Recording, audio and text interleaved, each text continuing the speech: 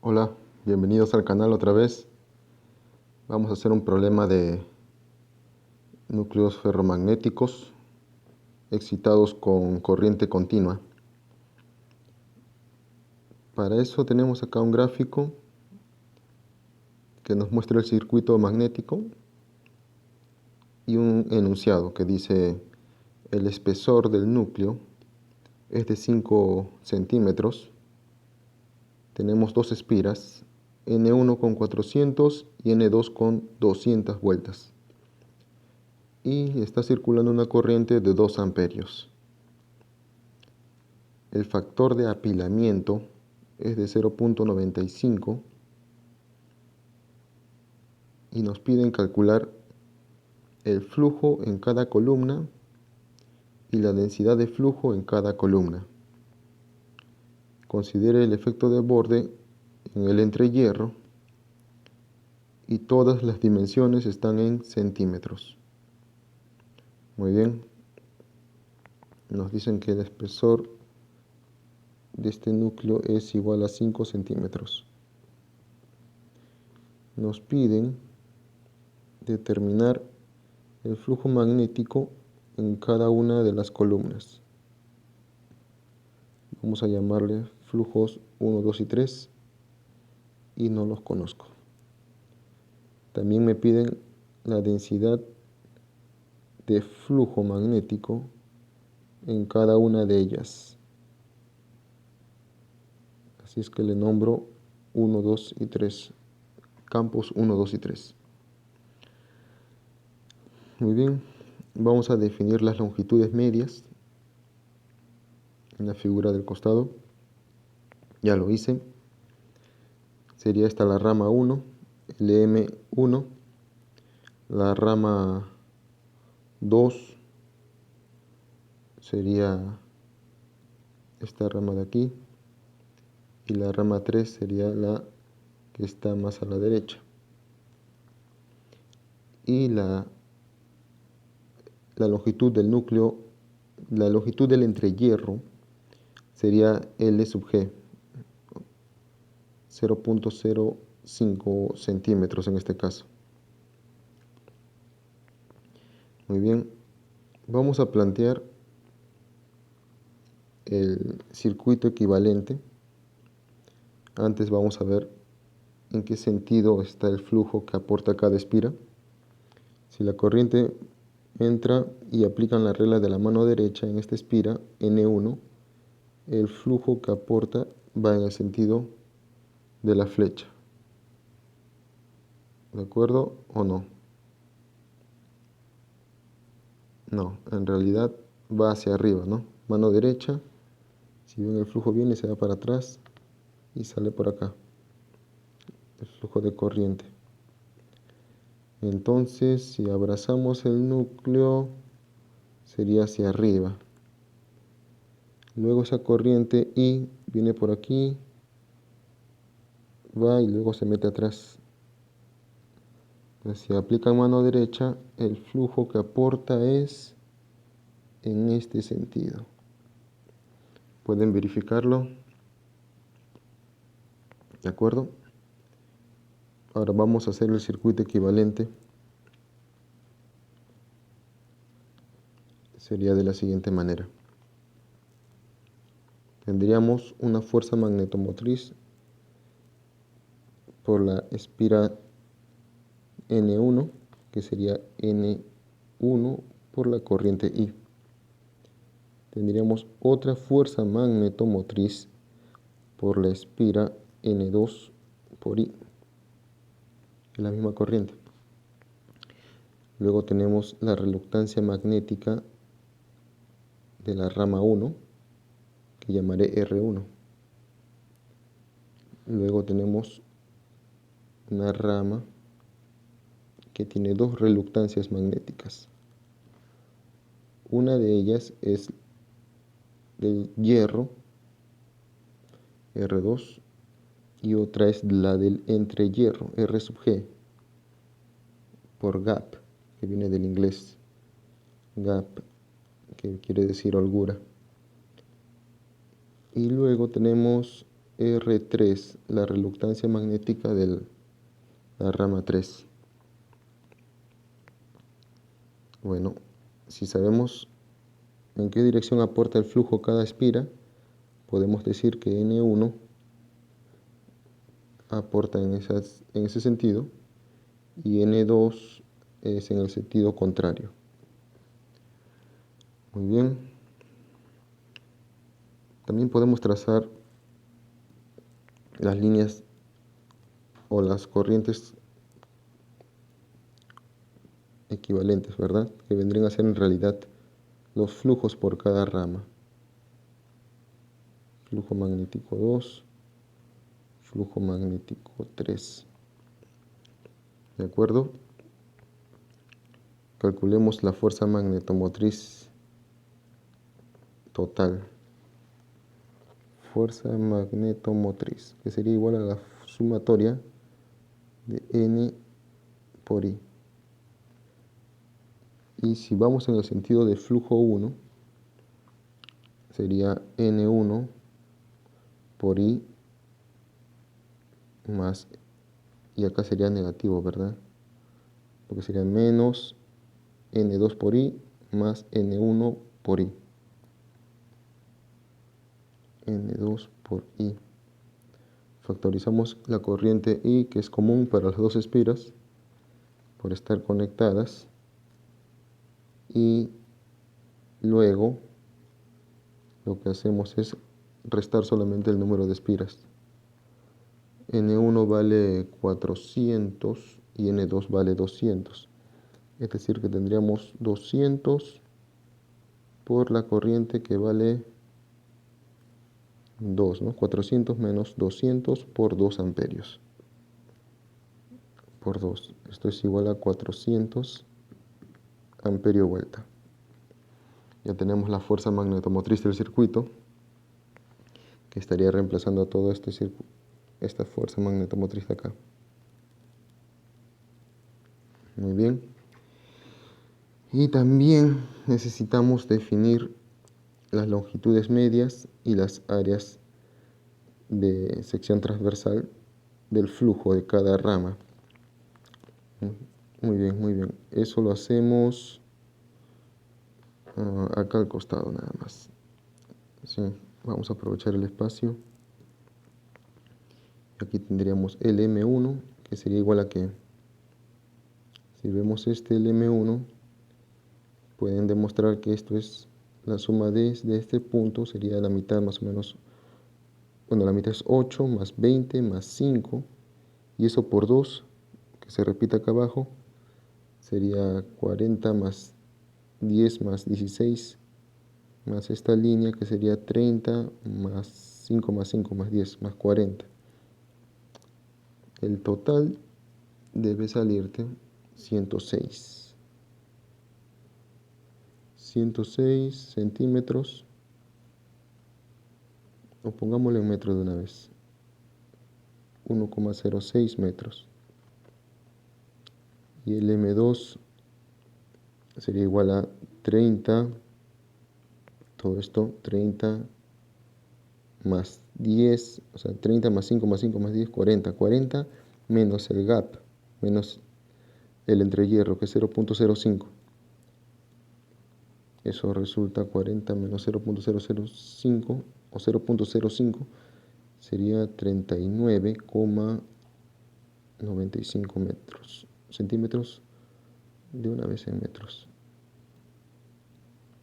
0,3995 metros. Sí. El M3, si se percatan del detalle, el M3 tiene las mismas dimensiones que el M1, longitud media 1. Es que directamente lo voy a copiar. Muy bien. También podemos hacer el cálculo de las áreas medias para la rama 1 y la rama 2 y la rama 3. En este caso, tenemos que A vale 10, es decir, el ancho lo que estamos viendo aquí, A por B que nos han dado de dato. La profundidad del núcleo, el espesor es 5 centímetros y el factor de apilamiento, que es 0,95. Entonces le multiplicamos acá factor de apilamiento, es decir, 10 por 5 por 0,95. A M1 va a ser igual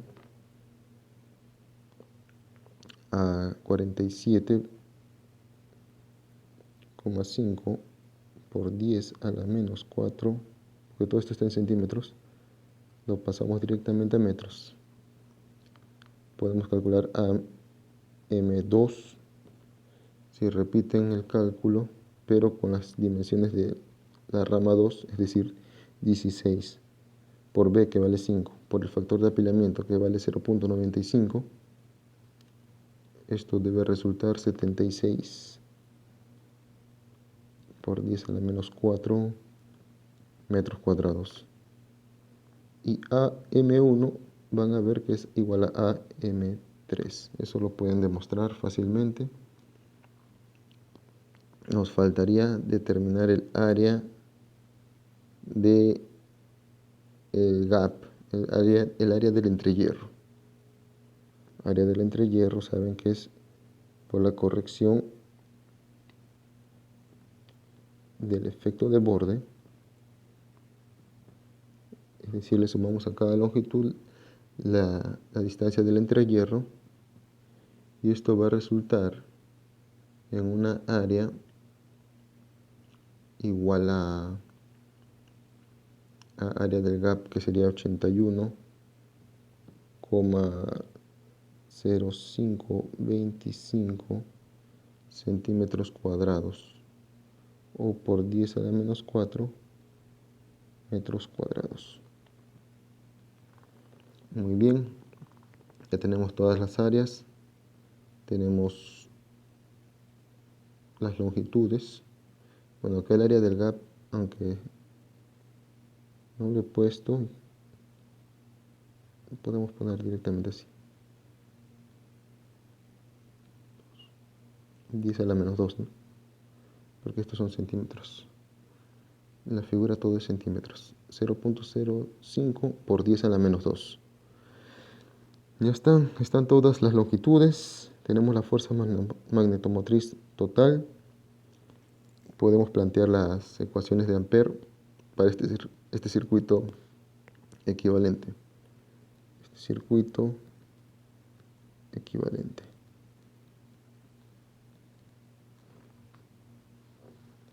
Muy bien. Para eso me voy a la otra página. ¿Qué tenemos? Tenemos que este circuito lo puedo reducir a lo siguiente, ¿verdad? Si tenemos una fuerza magnetomotriz total, tenemos una resistencia equivalente o una reluctancia equivalente, igual a ¿quién? Sería de la figura R1 en serie con una resistencia. Esta resistencia vendría de dos resistencias en paralelo, que sería R2 con RG en serie sumados con R3. Eso resulta en el producto de estos dos entre la suma de todo. Veamos qué quiero decir. Este R equivalente sería la resistencia que está en serie, R1, más las que están en paralelo, R2 más RG, por R3 entre R2 más RG más R3. Esa sería la resistencia equivalente, y tendríamos un flujo magnético 1 que está circulando por la fuente y por la resistencia equivalente. Entonces podemos plantear la ecuación de Ampère. Ecuación de Ampère. pero voy a utilizar flujo magnético. Es decir, fuerza magnetomotriz total, que ya sabemos que vale 400, igual al flujo magnético 1 por la resistencia equivalente, que ya le hemos puesto aquí arriba. Ahora, creo que sería conveniente escribirla toda. R1 más R2 más RG por R3 entre R2 más RG más R3. Si queremos determinar cuánto es el flujo 1, necesitamos todas las resistencias y no tenemos todo. Hay que empezar a iterar. Pero partamos por calcular las reluctancias magnéticas. R1 sería la longitud media 1 entre permeabilidad de la rama 1 por el área 1 o área media 1. Esto ya lo tenemos, lo hemos calculado. Longitud media 1 es 1,06, permeabilidad 1 no lo conozco, y el área media 1 vale 47,5 por 10 a la menos 4. Entonces R1 va a quedar igual ¿a cuánto? A 223,158 entre mu 1. Si hacemos la misma operación para R2, obtendremos que R2 resulta igual a 52,566 mu sub 2 y mu sub 3 y R sub 3 va a ser igual a R1. Es decir, bueno, no exactamente igual, sino que va a estar dividido por mu sub 3. Se va a parecer un poco, ¿no? Ya. Y además podemos calcular la reluctancia magnética del entrehierro. R de G igual a ¿quién? La longitud del entrehierro por 10 a la menos 2. Permeabilidad magnética del aire, 4pi por 10 a la menos 7. Henry sobre metro. Y el área del entrehierro, que habíamos dicho que era 81,0525 centímetros cuadrados, es decir, por 10 a la menos 4 quedarían metros. Así tenemos que la reluctancia del entrehierro es igual a 49.090, 1 sobre henrios. Es lo único que tenemos. Muy bien. Para empezar, la primera iteración debemos considerar lo siguiente. En la primera iteración, normalmente, consideramos que la reluctancia magnética del entrehierro es tan grande que podríamos despreciar las otras reluctancias magnéticas. Es decir, para la primera iteración,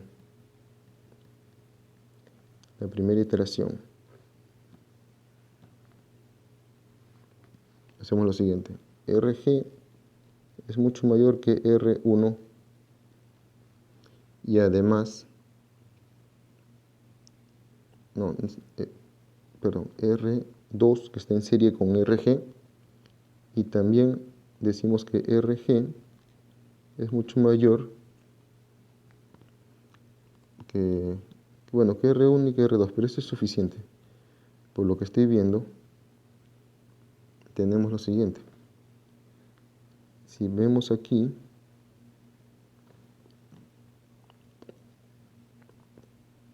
podríamos decir que R2 prácticamente es 0 y nos queda que R3 también acá es 0 si factorizamos RG. podemos hacer el siguiente artificio. Esta sería 400, que sería la fuerza magnetomotriz total, R1, la primera iteración de R1, más, me olvidé del flujo. Flujo 1, la primera iteración, sería R1, primera iteración, más, factoricemos RG arriba, sería RG por 1 más R2, 1 entre RG por R3. Todo esto entre RG factorizado de abajo sería R2, 1 entre RG más 1 más R3, 1 entre RG. De aquí podemos notar que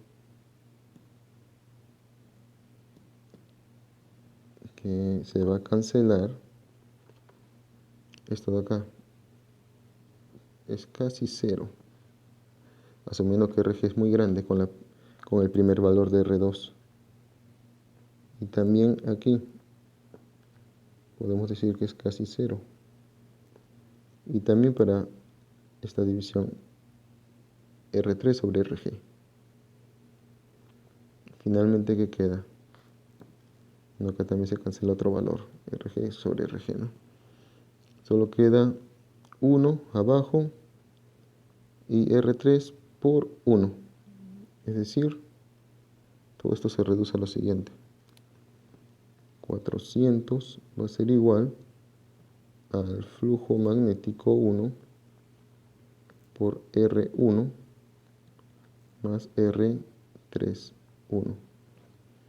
Prácticamente estamos reduciendo el circuito magnético a lo siguiente. Como esta fuerza magnetomotriz tiene una resistencia aquí y una rama que tiene una reluctancia tan grande que casi no deja que pase el flujo. RG es tan grande que prácticamente el flujo no va a pasar por allí.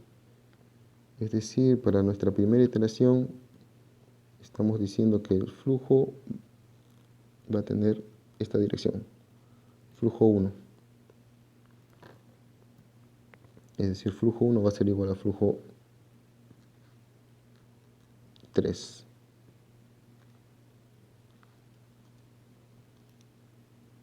Esto quiere decir que flujo 1 es igual a flujo 3 para nuestra primera iteración.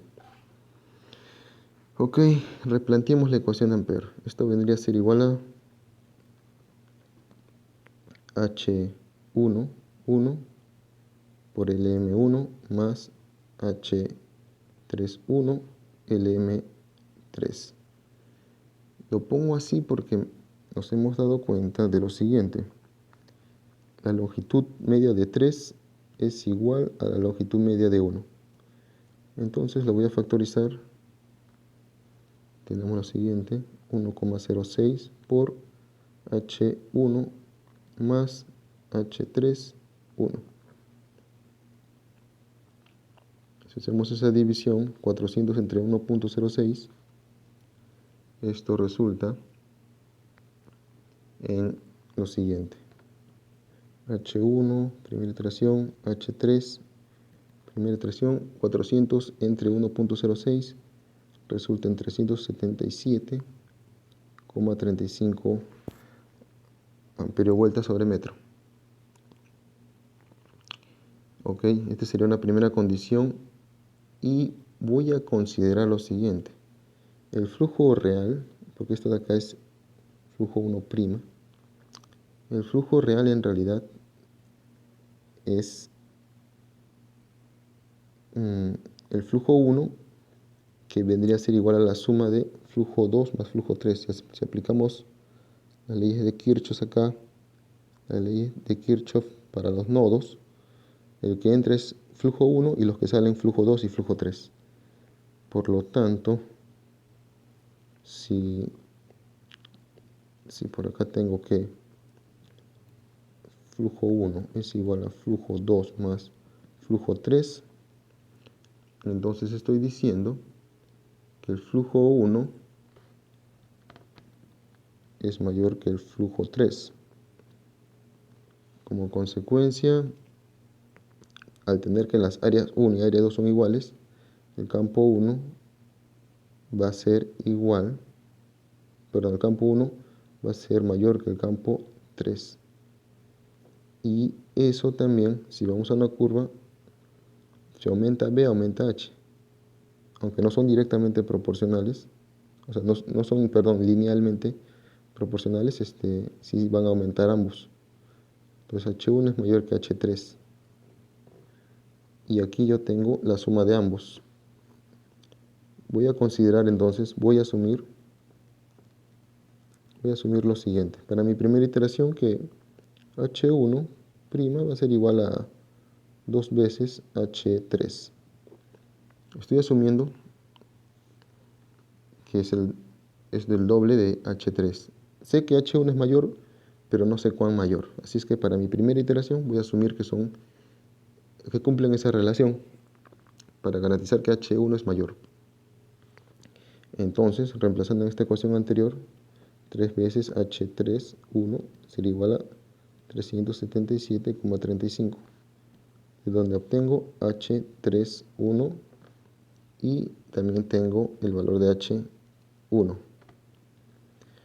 De aquí tengo que H3 es igual a 125,78 amperio vuelta sobre metro, y que H1,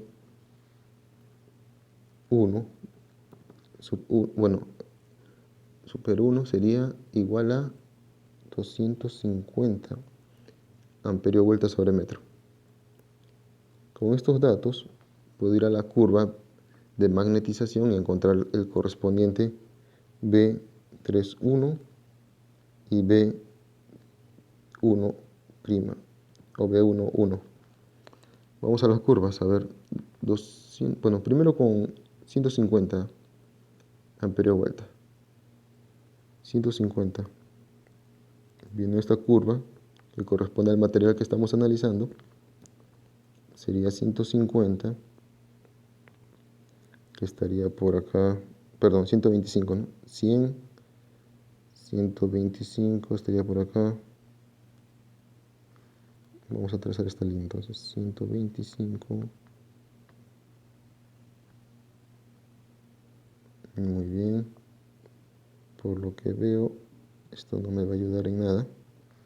Voy a usar un color rojo. Voy a quitarle esto y voy a trazarlo a mano. 125. Por acá, ¿verdad? Debemos subir por aquí y tocar la curva. Acá. ¿Cuánto vale ese valor?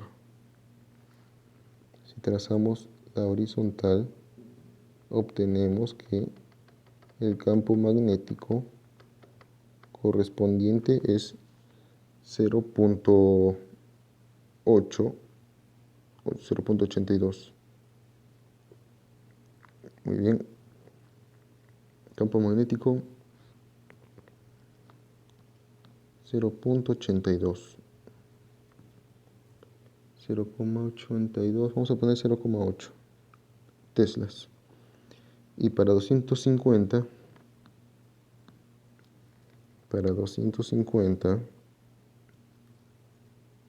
vamos a ver, 200 está aquí, 210, 20, 30, 40, 50 acá.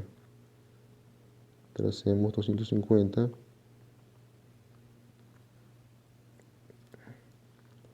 Va muy arriba. Este sería el correspondiente campo magnético. Vamos a ver, tracemos una horizontal, corresponde a esta línea. Y resulta 1.2 22, 24. Muy bien. 1,24 teslas. Ya. Sigamos con el cálculo. Si ya tenemos los campos, al multiplicarle el área, podemos hallar, bueno, el flujo ya vino, ya calculamos el flujo, con eso hemos calculado, no, ni siquiera hemos calculado el flujo, solamente hemos calculado H. Pero de aquí puedo obtener también el mu 3, 1, que sería la división de B entre H. Eso sería 0,8 entre 125. Sería para mu 3, 6,36 por 10 a la menos 3. Eso tiene unidades de Henry o sobre metro. Y para mu 1 sería igual a ¿cuánto? A 4,96 por 10 a la menos 3 henrios sobre metro. Teniendo ya la permeabilidad magnética de 1 y de 3, puedo calcular las reluctancias magnéticas. ¿Sí? Pero continuemos por acá.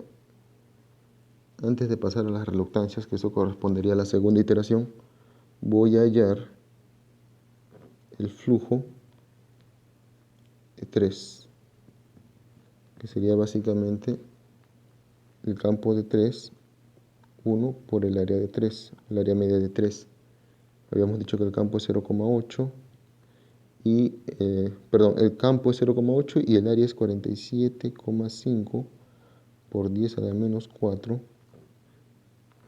Y esto resulta en 3,8 por 10 a la menos 3 unidades de flujo magnético, Webers. De la misma manera podemos hallar flujo 1, que sería el campo 1 de la primera iteración por el área 1. Y esto va a resultar en 5,89 por 10 a la menos 3 Webers. Y habíamos dicho que el flujo 1 es igual a la suma del flujo 3 más el flujo 2. Y como aquí estos flujos son resultado de lo que hemos hallado en las curvas, los campos que hemos hallado en las curvas, vemos que nos salen iguales como habíamos asumido inicialmente. Flujo 1 no es igual a flujo 3.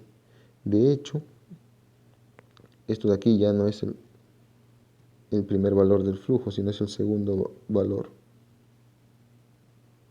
Debería poner acá 2. Muy bien. Con esto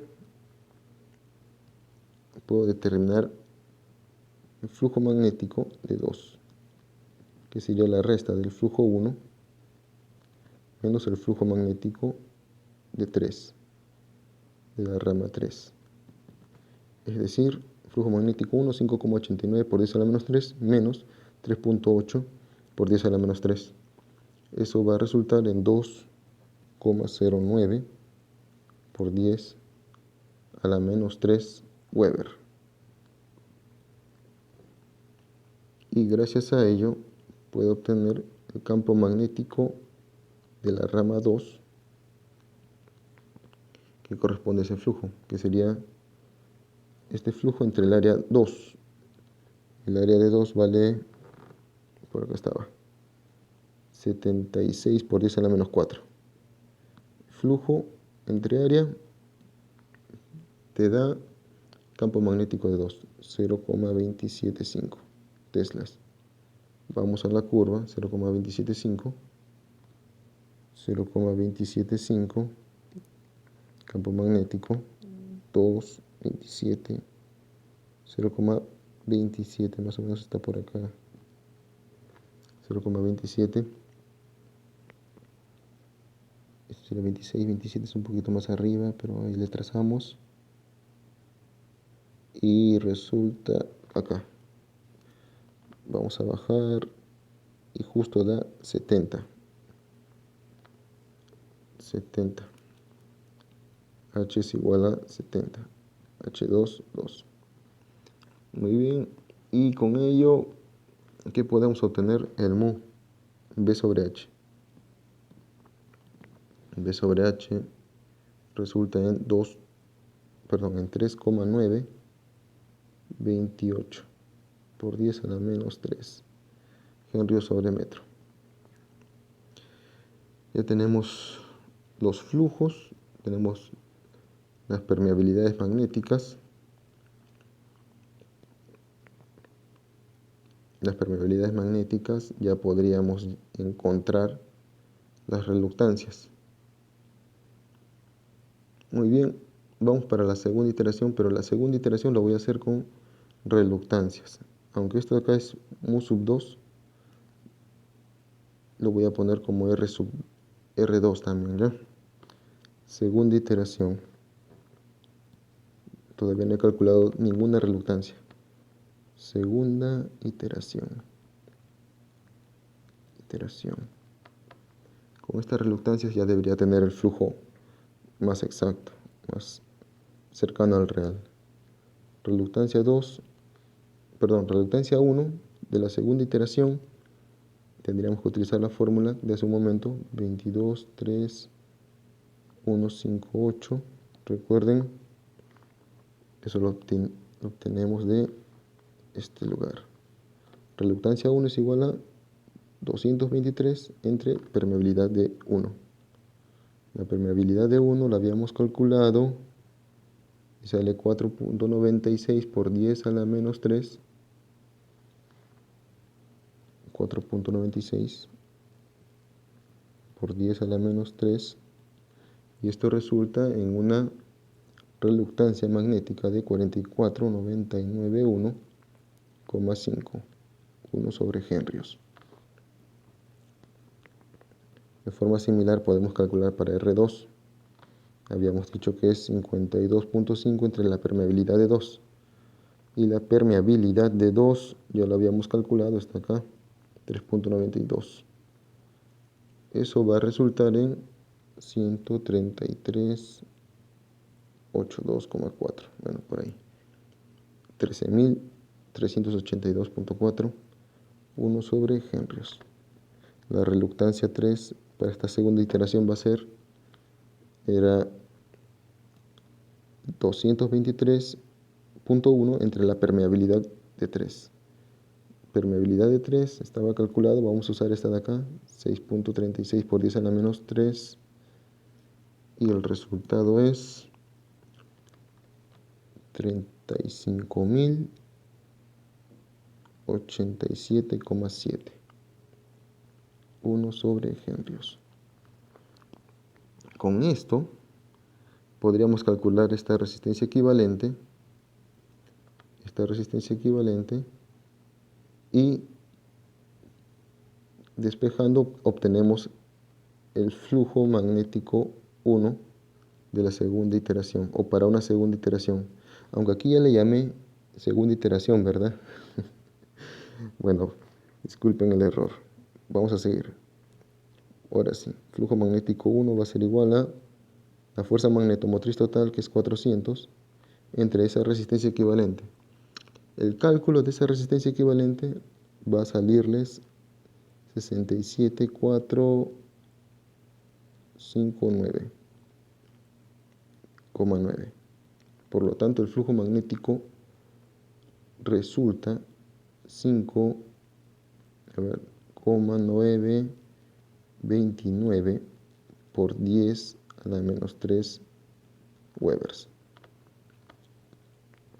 El flujo 2,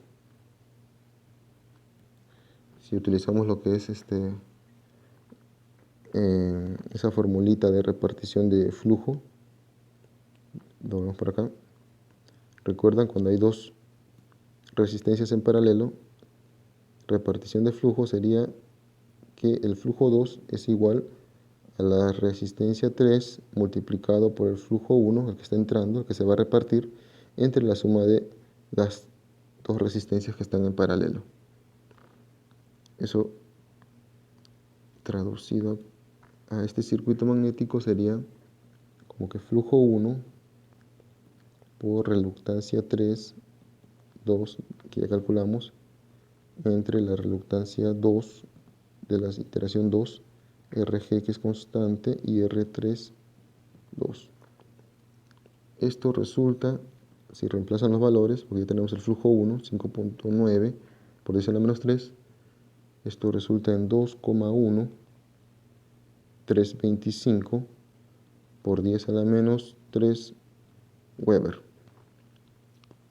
Ahora, sabemos que el flujo 3 va a ser igual al flujo 1, la segunda iteración, menos el flujo 2 de la presente iteración. Si estamos en la primera o en la segunda o la tercera.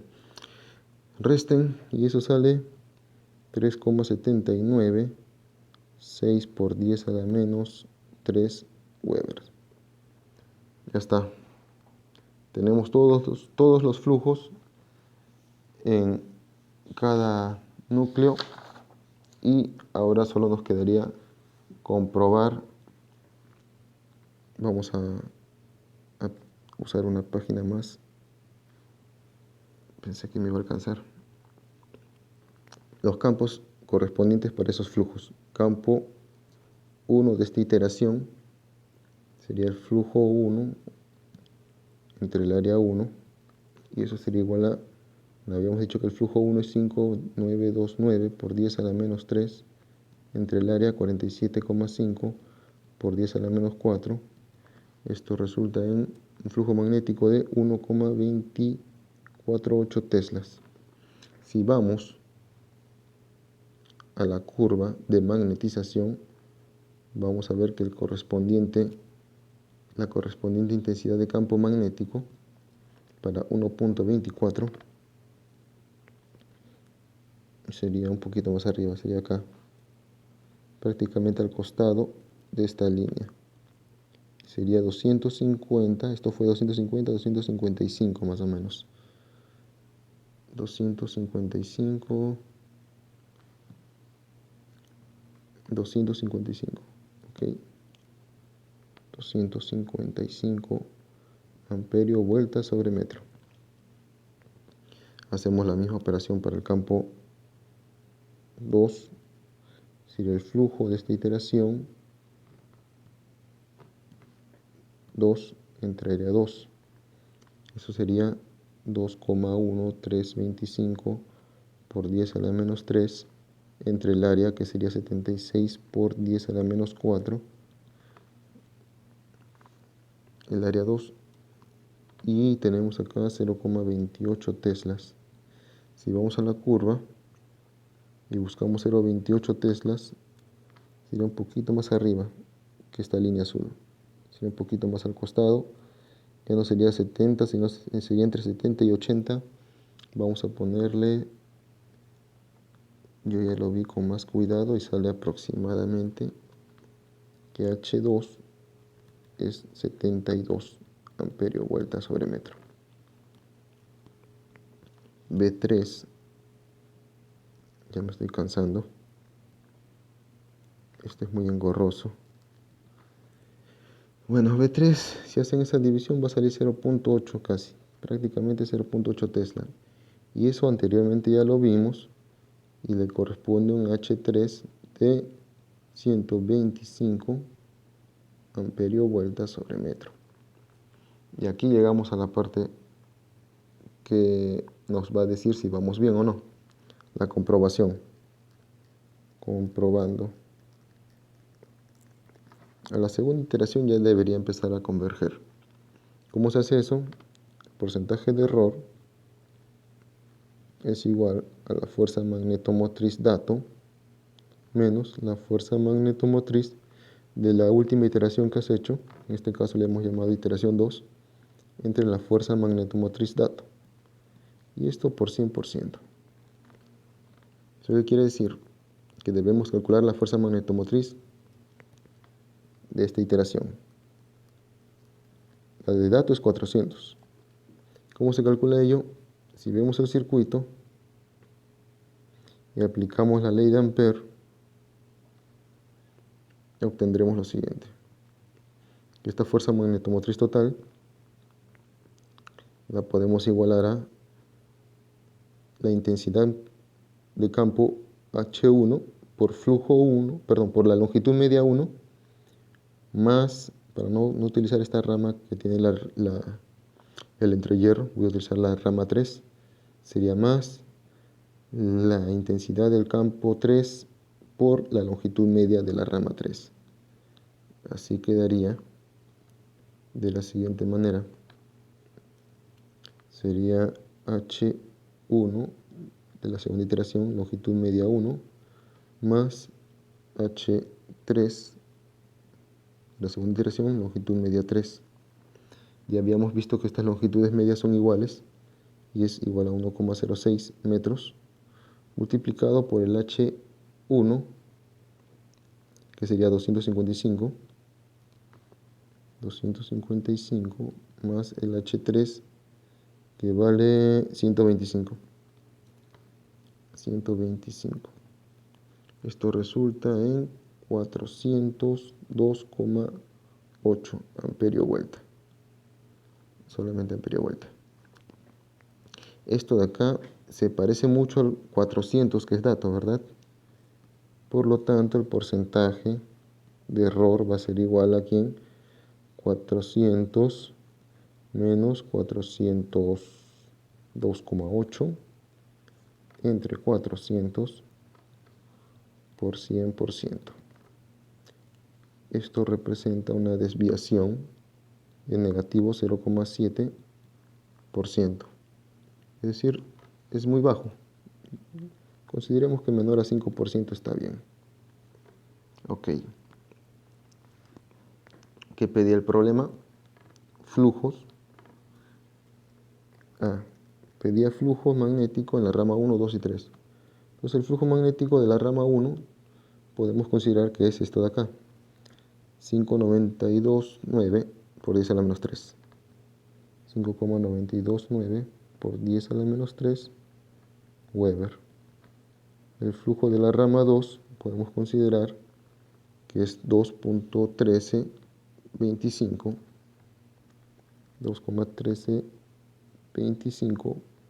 por 10 a la menos 3 Weber. Y la última sería el flujo 3, que daría igual a 3,796 por 10 a la menos 3 Weber. Y el campo magnético en cada rama, pues sería lo que ya hemos calculado acá. B1 sería igual a 1,24, 1,25 vamos a ponerle teslas. B2 es igual a 0,28 teslas y B3 es igual a 0,8 teslas. Y así, señores, hemos concluido este problema, que es bastante extenso, y solamente hemos hecho 2 iteraciones. Muchas gracias por ver el video, espero que haya sido de utilidad y hasta la próxima.